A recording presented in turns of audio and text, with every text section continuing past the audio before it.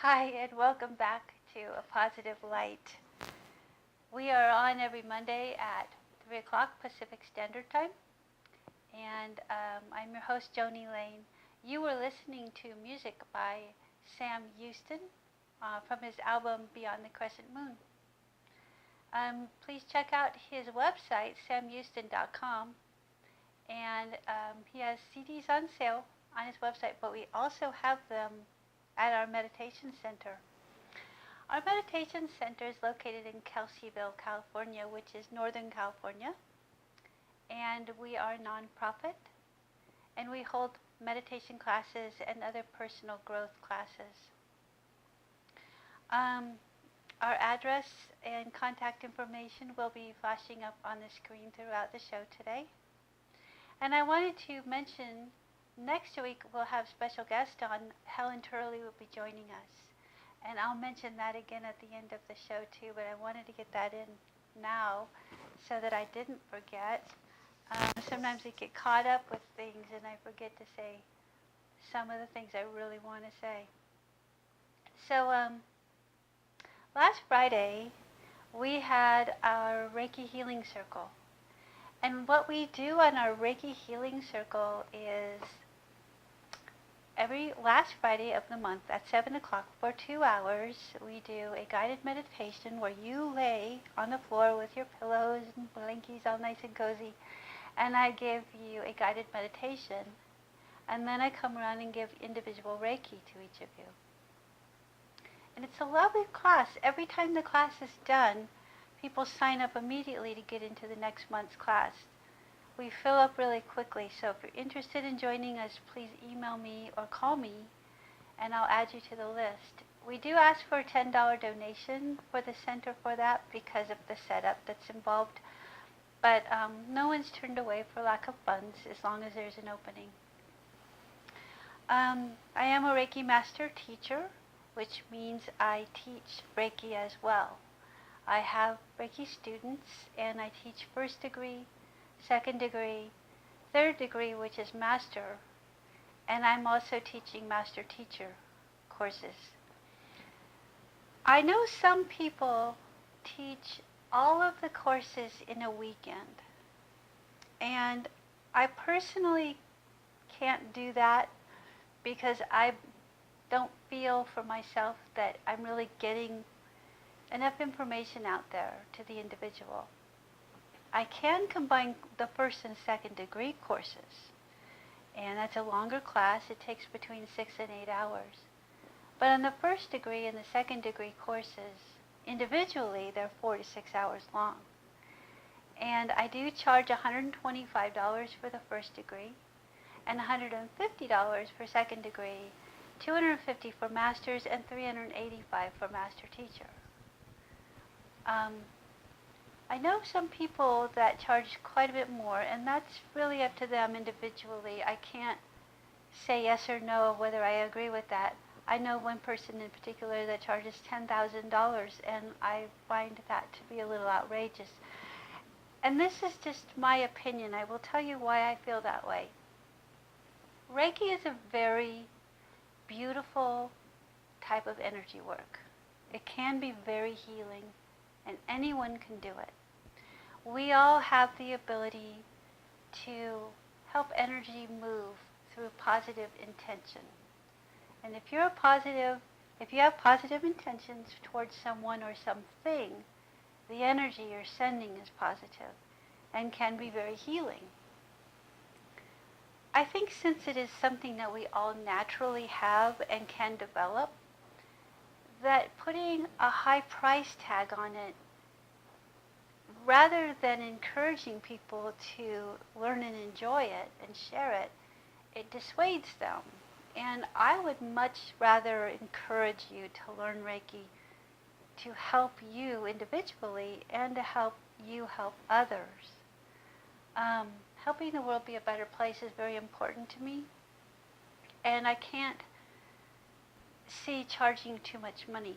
I do believe that giving a course for 46 hours, along with a workbook that I've written, and I will give you a certificate of completion when you're done.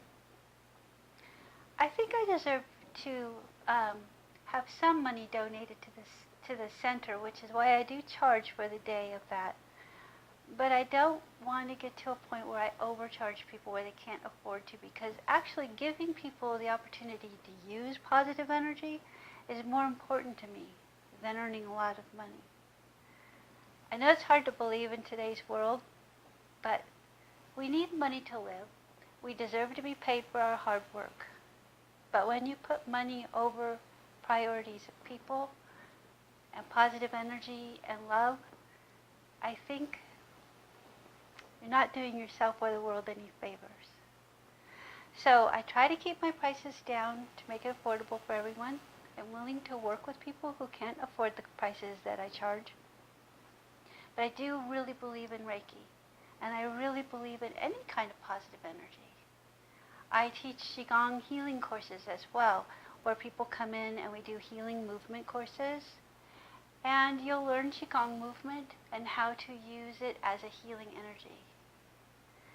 This is a class that I was taught by my master Mingtong Gu, who is, he has a Qi center in China where he heals people.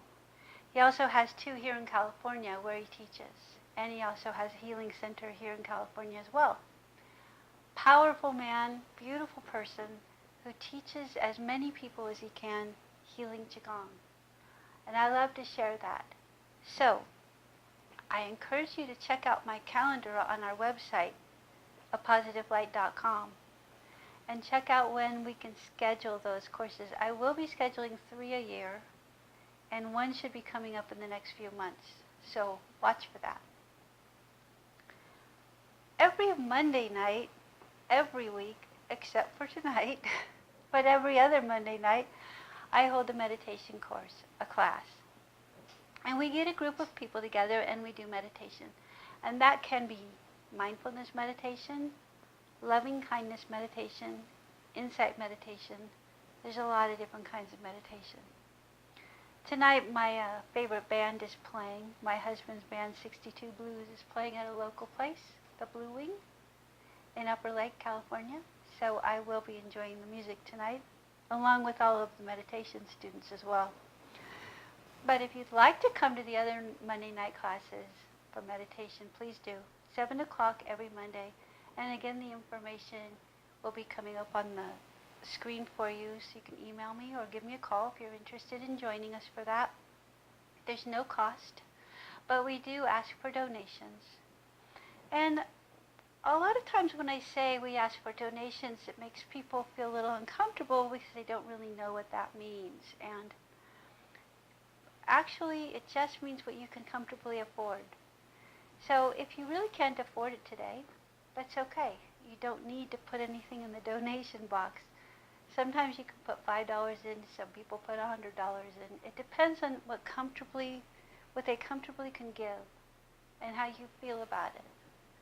So donations are appreciated, but there really is no cost to come to the Monday night meditation.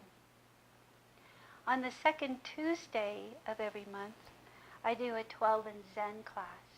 And 12 in Zen is based on the book 12 in Zen by Bill Krumbing.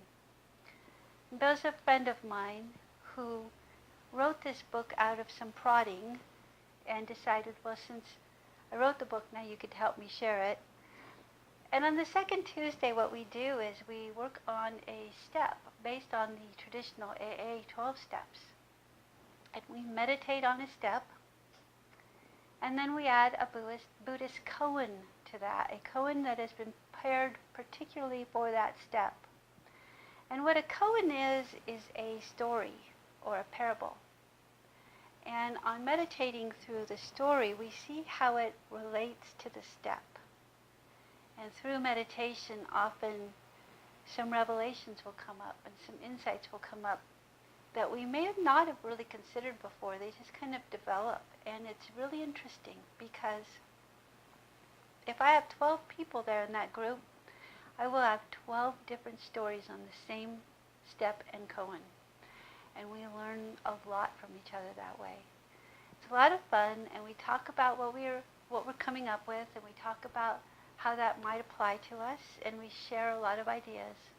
And we laugh a lot because some of it's very funny and bizarre, but we like to have fun. So the Monday night meditations every week, the second Tuesday of every month is the 12 in Zen.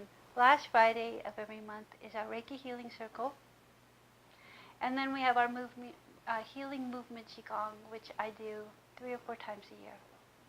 So again, check those out on the calendar page of the website. We're located on Kelsey Creek Drive in Kelseyville. And feel free to give me a call if you have any specific questions or you want to talk about any classes you have interest in that we can add. So I'm interested in learning more from my teachers and giving the community more of what they need. One of the things we're doing at the nonprofit at our meditation center is we're expanding our gardens. We're hoping to grow more food for the food banks in the area, and we're looking for donations in the form of soil, seeds, knowledge, time. So if you can volunteer any knowledge or time, that'd be awesome, or any materials. We would appreciate it. Last week, I talked about the Four Noble Truths. And the Four Noble Truths of learning that in life there is suffering and what we can do about it. In this country, mindfulness has kind of exploded in a way. 10 years ago, a few people might have known what mindfulness was. Today, a lot of people know what mindfulness is. Mindfulness meditation can be a very powerful tool for a lot of things. By looking at the 4 foundations of mindfulness and how they relate to the Four Noble Truths is something interesting, and I wanted to bring that up today. I'd like to compare the philosophies since they're so similar. The Four Noble Truths is when Buddha first reached his enlightenment, the first thing he taught was the First Noble Truth, and that is that life is frustrating and painful, and sometimes it's very difficult. When we look around the world, we see sickness and war and starving children and terrorism and bigotry and a lot of very hurtful, negative things. And it's part of life, and it can be very painful, and that's a truth. The first foundation of mindfulness is mindfulness of body. And what is mindfulness of body? It's becoming aware of your body. Awareness that your body is your body, and that you are not your body. So in comparison, the first noble truth, that life is frustrating and painful. We all eventually get sick, we get old, we die. Life, we do die. That's a very hard truth for a lot of people to look at, but it's a truth. It is a truth. We will all die. None of us is getting out of this thing alive. So you compare that with the first foundation of mindfulness, mindfulness of body. Being in your body, being the person that lives in your body, you become aware of your body, your heart beating, your lungs are breathing, but your body will eventually stop. It will stop working. Does not mean that you will stop. It means your body will stop. And none of us knows what goes on after that, unless we've been there before and we remember, which some of us might. But the point is that we are not our body. Our body just is. It just is a body. And so in that sense, the first foundation of mindfulness is very much like the first noble truth, that we have to accept the fact that we live in these bodies. They do eventually get tired and sometimes sick, but they all do eventually die. It's a very important thing to become aware of, because the more you become aware of that, the more you can become aware of what do you do while you're in this world, in this body. So what we'll do on our first foundation of mindfulness is we will look at how can I meditate and be in this body and be comfortable in this body, feeling myself breathe, feeling my heartbeat, knowing that I'm thinking. So the exercise in mindfulness of body is to focus on just breathing, not thinking about breathing, not thinking about making yourself breathe, just thinking about the fact that you do breathe and accepting that. Once you understand that you are not your body, but you are in your body, you are experiencing your body, you're experiencing your breath. These are very important revelations. It can make every breath very important. Every breath is very important because every breath is that moment. And that moment is now gone. And this moment is now gone. So we're always in the moment that we're in. We're always in the breath that we're in. We're always in the moment that our body is breathing and our heart is beating. Very simple, but it's an important thing to really understand and grasp. So once you've meditated on that for a while and you've really gotten the concept of understanding that you are not your body, but you are in a breathing, living body, you begin to understand the separation of body and mind and spirit. A lot of time body awareness is taken into movement to help you understand that you are aware of your body and that it moves. Chanting and rituals are opportunities to be mindful of the body as it moves. In this way, you're training yourself to be mindful when you aren't meditating too. So you're learning to be in your body as it moves, meaning that let's say you're driving a car. Your body's driving the car. Your brain may be piloting in a sense, but your body is driving the car. You are becoming aware of your body movements, putting the gas on, putting the brake on, moving your head, looking around, using the mirrors, all body movements that most of the time become so mechanical and automatic that we're not aware of them. When that happens, time goes by. It's very fleeting. And the more we are unaware of what we're doing physically, the quicker time goes by. So are you really living in your moments when you're not aware of what you're doing? If we get caught up in our thought and we're not really in our body, time can go by really quickly. And we can look back and see 10 years has gone by and we kind of missed it. Where did it go? Well, time is very precious, especially when you get older. And learning how to live in your body for what it is a very important step in truly, truly living your life, experiencing your life, being involved in your life.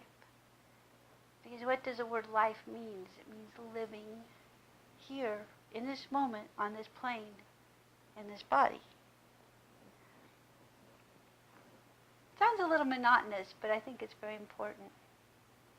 The second noble truth is that suffering has a cause. Well, first of all, we know in the first noble truth that there is suffering. But in the second noble truth, we know there is suffering has a cause. Something causes it. We suffer because we're constantly struggling to survive. We're constantly trying to prove our existence. The harder we struggle to establish ourselves and our relationships and everything that we try to prove and do, and I must be this and I must be that, it becomes a very painful experience. And we get so wrapped up in trying to prove our existence that we forget to just exist and enjoy the existence that's already given to us. There's a psychological concept there that's a little hard to get to grasp sometimes. How can I really live if I'm not living up to my full potential?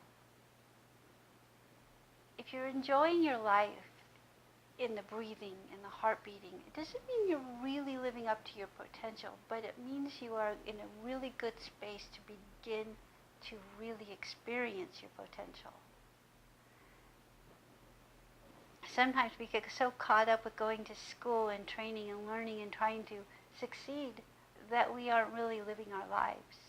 And that's the point I'm trying to make with the second noble truth, is that if you get caught up in learning and trying and doing all these things without really experiencing them, then you're not really living your life.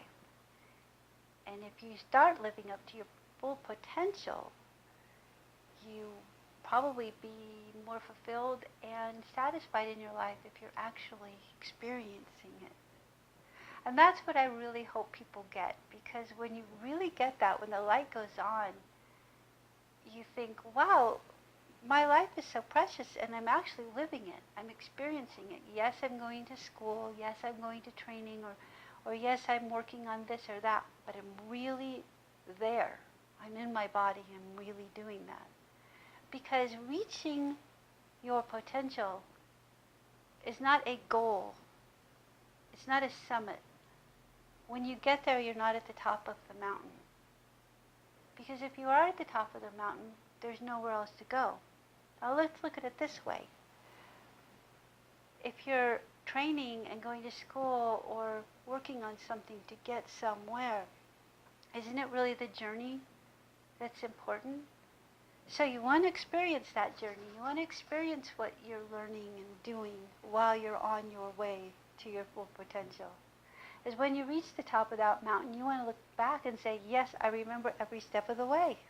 I remember that. I was there. I experienced it. So I hope you're starting to see what I'm trying to say. And when you're first trying to get an understanding of the Four Noble Truths, it's a little abstract, especially in Western culture. So open up your mind a little bit beyond what we've been taught and understand that living every single moment while you're learning is the important part. The second foundation of mindfulness is mindfulness of feelings. The second foundation of mindfulness is mindfulness of feelings, both bodily sensations and emotions. In meditation, one learns to just observe emotions and sensations as they come and go, without judgments and without identifying them, just noticing them, just observing them. And I think the word here is observance. Observing your feelings, observing the mood you're in, observing what thoughts are automatically coming in, not really making a judgment, wondering why, just looking at them and saying, okay, there they are. So in doing this, you're going to notice that many thoughts come in because we're human, we have brains, we're going to think. But you are not your feelings, and you are not your thoughts. We all have thoughts that we wonder, why am I thinking that? Where did that come from? Well, those can tell us a lot about ourselves. But the point I'm making is that you are not your feelings. Just like you are not your body, your feelings do not create you. They don't. They may describe things that have happened to you in your life, but that does not have anything to do with your true identity. Sometimes looking at your feelings can be really uncomfortable. They may be just feelings, but they do. Emotions rule us. Emotions have us acting in ways that we're really not sure we want to act like, or we don't know why we're acting a certain way. So in meditating on feelings, you can just look at them and observe them and notice them. Sometimes just doing that, your mind will sort things out on its own. Sometimes just doing that, you can understand things. A new understanding will just happen. Because the more we dig and the more we struggle to find something, the more you might notice that you're looking for the answers that you want. And when you're doing that, you're creating something that may or may not be real, but you're searching for an answer that you're already attached to, which may not be the truth. So that's an important thing to learn. When we are looking at our feelings, we often try to justify them. We often try to say, well, I feel this way because this happened to me, or I want this, and this is frustrating me because I'm not getting what I want. And when we find ourselves in that frustration, we're suffering. We are in the First Noble Truth. We have created it because we are creating our suffering by being attached to an outcome that we want instead of just accepting what is. So I'm going to take a minute here and let you think about that for a second. We're going to come back and talk about the other noble truths and foundations of mindfulness and see how they can relate to each other and how this can all map together. So take a few moments to think about that, and we'll be back in a minute. Thank you.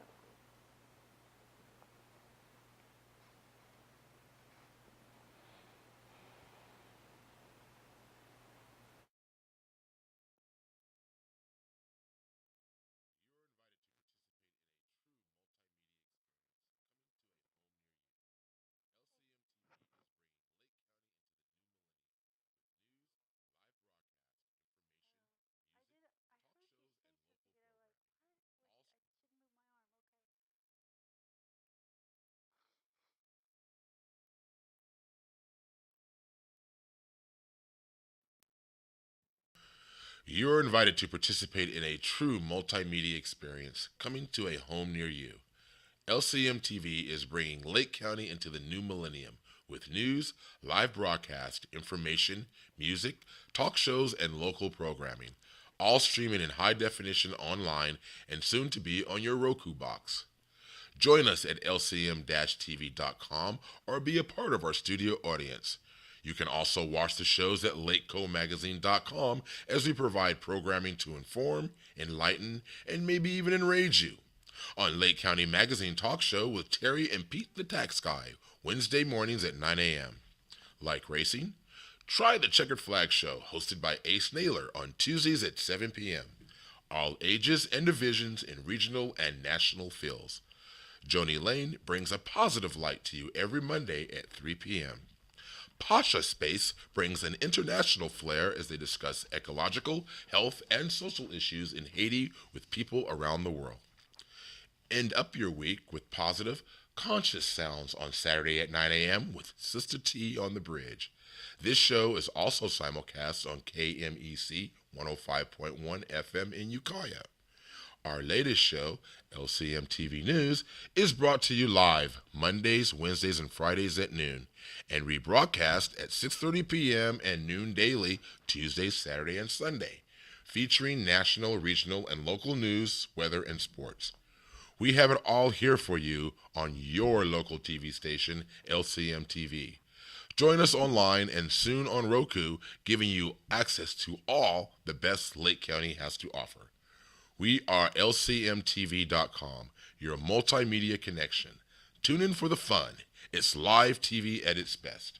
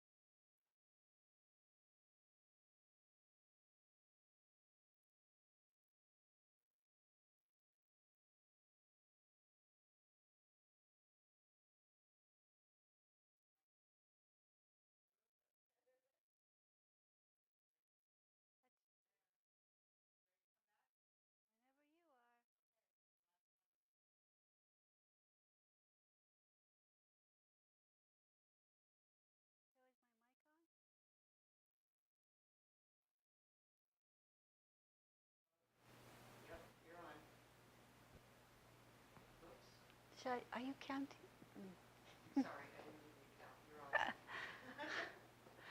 We have technical difficulties once in a while in the studio, which is always fun. Live TV, that's right. So welcome back to a Positive Light Meditation Show. I'm your host, Joni Lane, and I'd like to thank LCM TV for having us here today. We're here every Monday at 3 o'clock Pacific Standard Time. And thank you again for joining us. We were talking about the Four Noble Truths and the four foundations of mindfulness and how they correlate with each other. Mindfulness is something in this country that's kind of expanded in the last 10 years. And Sati meditation is mindfulness meditation.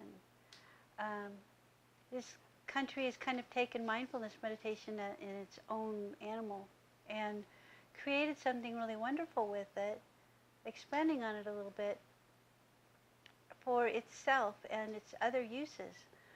Becoming aware of the first noble truth that there is suffering.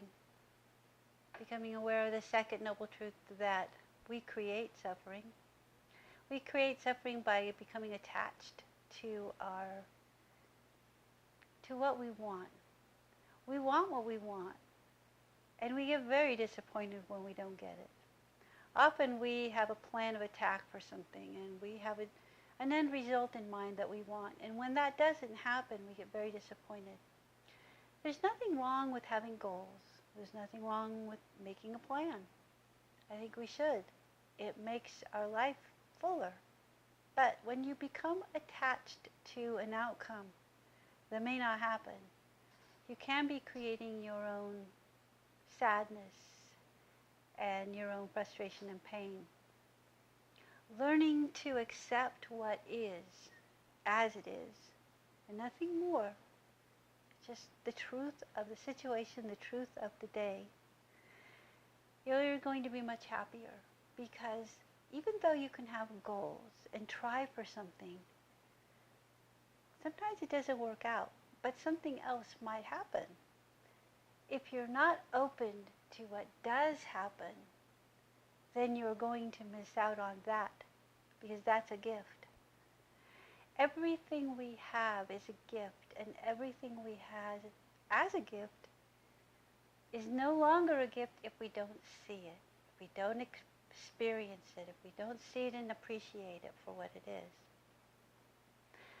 The hard thing about Western culture sometimes is that we are taught to have goals and succeed. Having goals and succeeding is a wonderful thing, and I would never say don't do it. But what I say is, if you're having a goal and you want to succeed in something, you can picture what you want in your mind, but don't get too attached to it, because it may not really happen that way. And if it does happen the way you want, great. You can really love that. It's rare that that happens, because even though we make it close, we rarely get right on what we want. So when I say looking at the truth of things, it's a very important statement. Life is what it is. Every day something happens that we may or may not like, but it is. It's the truth. And if we don't like it and we fight it, we're still not going to get what we want. So accepting what is as it is and making the best of it is usually the best approach. When you're looking at the third foundation of mindfulness, you're looking at mindfulness or consciousness, becoming aware of what is. This foundation is called Citta, and what it means basically, and I like to simplify things because if you get into the Buddhist philosophy too deeply, it can become very muddled and confusing. So keeping things simple is really the best approach, I think, in the beginning. Being conscious of the truth and awareness and learning how to accept what is. Now, let's just say you've had a really bad day. Let's say you were driving somewhere and someone ran a light and ran into you. Let's say you're okay, hopefully. But now you've really had a bad day because maybe you're on your way to go pick up your daughter from kindergarten. Now she's waiting. You got to call the school. This is very inconvenient. You have all kinds of stuff going on. There's cars, traffic, you're late. Pressure is mounting and stress is coming on fast. The more we sit there and say, I don't want to deal with this, I really am very angry that this happened, though there's nothing wrong with being angry and disappointed, you're causing more problems for yourself if you continue to wish something away that isn't going to go away. And the more you accept, okay, this happened, everybody's okay, that's what's important, let's do what's got to get done, be very happy that we're all okay, joke about it as much as you can, make light of it as much as you can, because you're going to have to deal with it anyway. So deal with it as best you can, in the best way you can. This is how we dissipate all of that anger and frustration and disappointment, by just accepting what is. And that is a truth. When we accept what is, and we deal with what is, as it is, it's much easier than fighting it. Fighting it isn't going to get you anywhere except frustrated. That is a truth. That's the third noble truth, and it's part of the third foundation of mindfulness. The fourth noble truth is the way or the path or the Dharma, which means how do you get to the end result? How do you find a lifetime or daily existence, I should say, moment by moment, in as much peace as we can muster? Well, it does take effort, but it takes less effort if we accept life on life's terms. Once we learn how to accept life and enjoy it for what it is, and not become attached to the outcome, it becomes habitual. It becomes a way of walking through life. And when you walk through life accepting what is, doing what you can to make things better, living in a loving way, in loving energy, it becomes a path, which is the Dharma. That's the fourth noble truth. Once you become walking on that path, when you find yourself walking on that path on a daily basis, actually living that lifestyle, you'll realize that you are living the fourth noble truth. You're going to have bad days, and some things aren't going to go your way. But if you just accept it, it makes it a lot easier. And that's the fourth foundation of mindfulness, is mindfulness of Dharma, mindfulness of the way. You're opening yourself up to the world of what is, what's the truth. Opening up to acceptance of daily activities, daily things that come at you. There's a balance that happens, and it's a difficult balance sometimes because we go through life and we have to work, we have to pay the bills, we have families to feed, and we want shelter, and at least the basics. there's a struggle sometimes to get those. So that in itself can be difficult. If we do the best we can and accept life on life's terms and what it throws at us in the most positive, productive way that we can, it becomes very easier, I should say, to walk through life. So the fourth foundation of mindfulness, walking in that path, accepting what is, makes your life a lot easier. It makes the battles that come up less strenuous because you're accepting things and you're working with what you got. It is work. Nothing's really that easy. But it becomes a lot easier when you're not fighting what you can't fight. When you become attached to something you want and you can't have, it's not going to come. It's just not going to. Accepting the truth of the situation is going to be a lot easier for you to just get through the day. When you're having a really tough day, which we have sometimes, I mean, sometimes really horrible things happen and we're stuck in that first noble truth. It's sometimes better to just surrender it and just say, you know what, today's a bad day. It's okay. It is what it is. And I'm not going to fight it anymore. I'm just going to accept it, finish out the day in every moment, breathing, experiencing it, learning from it, and start over in the next moment and in the next day. I think it's a very important 4 steps to take. And when you begin to look at the 4 Noble Truths and the 4 foundations of mindfulness, you can really get a really good concept of how I want to approach things. When these things happen to me, oh, I remember that lady on TV was talking about acceptance.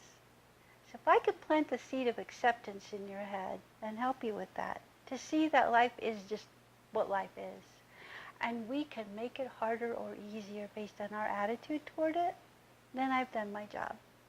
All I want for you is to be able to help you see that sometimes life is rough. And no matter how bad we have it, there's always someone who's got it worse. And I just pray for them that they can have a better day. I think the moments that we have are very fleeting. I look at my life now, and I can only talk my own personal experiences. Been through a lot of things. I've suffered with depression. I've had some not so great things happen to me. I think most people have. I'm 57 years old, and I look at my life thinking, it went by pretty quickly so far. I have grandchildren that are growing quicker than I ever thought I did. It goes by really fast, and I'm trying hard to really soak up every moment and really look at everything. Do I want to get involved in negative activity? Do I want to get involved in negative thinking? Do I want to take the choices in my life as they come to decide to be a positive person? If I come up to a frustration in my life and I really am aggravated with it, I will stop and take a breath and think, okay, do I want to continue battling something I can't change? Or do I really want to look at this in a loving way and think, maybe the person that I'm having a hard time with is having a hard time. Maybe they need more love. The selfish part of me often says, well, maybe I need more love too. It's probably true. I think we all do. But in order to take a problem or a situation and diffuse it, it's a lot easier if you just start it. If you just decide to act in love. And we have choices every day. We come up against them every day. Or you can act in fear, or you can act in love. And which one's really going to make you happier? Which one's going to make the situation happier? I think we all know the answer to that question.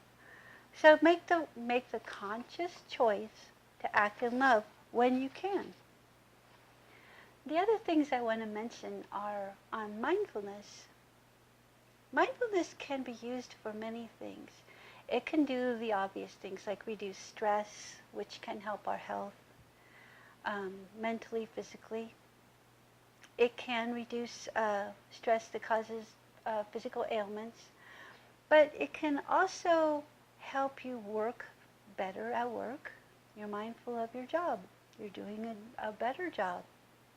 You're there mentally doing your job instead of thinking about something else. You're a better parent because you're actually interacting with your children moment to moment. You're checking yourself while you're interacting with people to see if you are acting the way you want to act. There's no judgment or criticism. It's just checking in because you're becoming more mindful of every moment, how you're thinking, how you're behaving, how you're interacting. Once this becomes more habitual, you'll find yourself having better days more often. And you may even question, wow, when did this start? I'm having 4 whole days in a row of having great days. It actually comes up pretty slowly and gradually, but it becomes more and more consistent. Practicing being mindful in what you do, whether you're driving a car, having a conversation, listening, trying to understand someone. Being mindful can do, I think, amazing things. You can be less hostile toward people that are difficult to get along with if you're mindful of how you approach the situation. If you can, sometimes we have to deal with people that are difficult. And if you wonder, instead of wondering why are they being so difficult, maybe really wonder, why are they being so difficult? Is there a reason? Are they suffering for some reason? Maybe you should feel sorry for their situation. Maybe you can give them some loving energy. Forgiveness, being grateful. Great ways to start being mindful. One of the very powerful things that mindfulness is being used for these days is therapists are using it more often in trauma and depression. If you can use mindfulness in trauma therapy or depression therapy, you can learn tools to use and how to kind of ward off your depression before it gets too deep. I've suffered with depression personally most of my life, and it was a real hard battle sometimes. Walking around in a cloud of darkness is very difficult to see the sunshine and the goodness in the days. But when you become mindful of how you're thinking, what you're doing, what you may be doing or thinking that's creating the problem or making it worse, it's a very important step in learning how to deal with depression. Depression is a clinical disease that can be helped tremendously with medications. And I would never say don't take your medications. I think you need to if your doctor tells you to. But I'm saying you might suggest it to your therapist if they haven't suggested it already. To learn about mindfulness, go to a nearby therapy session with mindfulness. Every city I know of has them. Most of the towns in the area have them. The country is full of meditation centers and therapists, and most of them are using mindfulness now in their techniques. So look into that if you have a problem with depression. It's a very powerful tool. One of the ways I would suggest beginning mindfulness yourself is to just take a few minutes at home. I suggest 10 minutes to try. But if you get 5 minutes of meditation, then you've succeeded. Not that there's really a success or not rate in this, but mindfulness is something that comes about by practice. Like anything else, you get better at it with practice. So let's say you take 5 minutes at home, and you just close your eyes, and you take a couple of deep breaths, and you get settled, and let go of any stress you're holding in your body. And you can smile a little bit because smiling actually releases a chemical in your brain that helps depression. So if you're doing smiling meditation, as I call it, you're opening up your lungs, building up your heart chakra, and you don't have to think about anything. But if you do, it's okay. Just notice that the thoughts come and let them go. And sometimes visualizing a river in front of you, or you put your thought on the river like a leaf and let it float away. It'll help make the thoughts quit bombarding your brain. Let things go. When the thoughts come in, say, okay, I know you're there, and letting you go. And do a couple of deep breaths and just kind of be in your body. And if you sit like that for 5 minutes, you'll notice the stress starts to melt away. Your tension melts away. If you're not in the greatest mood, that will melt away. And by the time you open your eyes and take another deep cleansing breath and say, okay, I'm ready to start over, you'll notice a slight shift happens. And things that were really bugging you before probably fell away a little bit. It's the beginning of learning how to let go. And practicing this, it gets easier and easier. You can let go of thoughts quicker and quicker. So I suggest you do that this week. Just take 5 minutes, do some smiling meditation, and see what happens. And don't judge yourself. Nobody cares if you're thinking. Nobody cares right now if it doesn't work. But what's important is that you're trying it and you're learning it and you're practicing it. And eventually you will notice differences. So it will help you be mindful of every moment and taking every moment for what it is, a precious moment. Good, bad, and otherwise. Every moment is precious. So that's my suggestion for the week. And I want to remind you again that Helen Turley will be my guest next week. She is a wonderful woman. Her and her husband, Norb, hold various kinds of personal growth classes. And we'll be talking about what she and Norb do and the classes that they have available in the area. She has a lot of insight, and I love her. She's sweet and wonderful. I think you'll love her too. I want to remind you also on Monday nights, starting next week, at 7 o'clock, we have our Monday night meditation. There's no cost. The second Tuesday of every month, we have 12 in Zen, which is based on the traditional AA steps, paired with a Buddhist koan, also no cost. Last Friday of each month, we have Reiki Healing Circle from 7 to 9. We ask for a $10 donation on that. And pre-registration is required because this fills up quickly. So email me or call me for that. And then look online on our calendar to check out our next Healing Movement Qigong classes and when those are going to be scheduled. They should be coming up soon within the next couple of months. We're located in Kelseyville, California, Northern California. And I welcome any suggestions you have if you'd like to email me. I welcome anyone that you can suggest that would like to be on the show. If you have something you'd like to share or someone you know has a positive message, let me know. I'd love to have them on as a guest. So thank you again for joining me this week. I am Joni Lane, your host for A Positive Light. I'll see you next Monday at 3 o'clock. And thank you again, LCM TV, for having us. Until next week, thank you.